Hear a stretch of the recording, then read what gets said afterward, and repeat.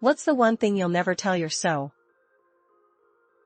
She loves her siblings and hates her parents. I hate her siblings and love her parents.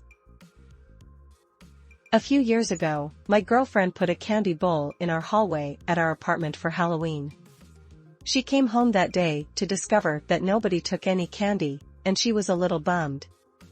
Over the course of that week, I'd take candy out before work or when she was asleep. She got so happy that the neighbors loved the candy.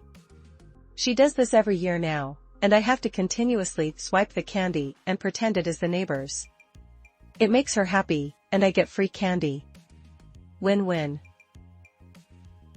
That I know she cheated on me, and the only reason I haven't left her is because the mortgage interest rates are a bit high, so I can't comfortably buy her half of the equity we have in the house. I got a valuation, a mortgage pre-approval, and a lawyer all ready to go. But would only have about one per week spare. I'd be screwed the first time a major appliance or the car breaks down. Grimacing face. That her mother is a bad person in disguise of a caring and beloved figure. How much my Magic the Gathering collection is worth. They'll absolutely try to get me to sell some of it. It's my precious.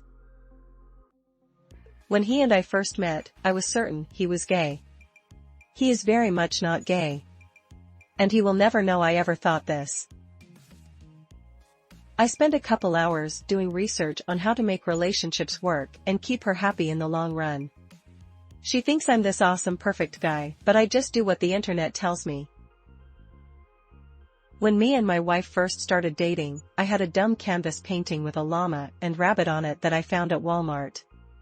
I showed it to her and told her how much I loved it just because it was just such a dumb random thing to find. For some reason, she took that as I love llamas and that they are my favorite animal. So now, every time she sees one or something with a llama on it, I see her brighten up to show me, and I get excited with her. Llamas are not my favorite animal. Never have been. I don't know how she made this connection, but I will never tell her otherwise, because seeing her face light up every time is way better.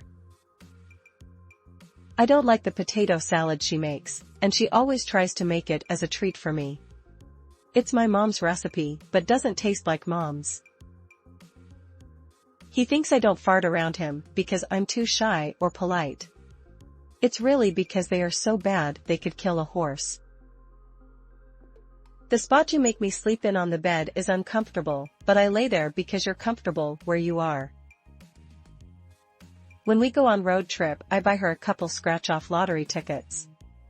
When she gets time, she'll scratch them off to see if she wins. Then I found out the store has a scanner and can tell if a ticket is a winner on the spot. So I buy them and have them scanned. She only gets winners now, and she doesn't know. I lost my real wedding band within 3 months of getting married. I've been using a zero lookalike from Amazon for the past year or so, and she still doesn't know. I don't like her cooking. But I consistently pretend to make her feel loved. Our second kid's gender was supposed to be a surprise. My wife had to go in for an emergency C-section. While she was being prepped, the OB was making small talk and asked if we had other kids, and I replied we had a son. She said, "Oh, 2 boys then." I told her that we were waiting to find out, and I could see the look of horror on her face. So the surprise got ruined for me, but I got to see my wife get surprised with a baby boy. I figured it won't do any good to tell her that the surprise was ruined for me. Nice try. So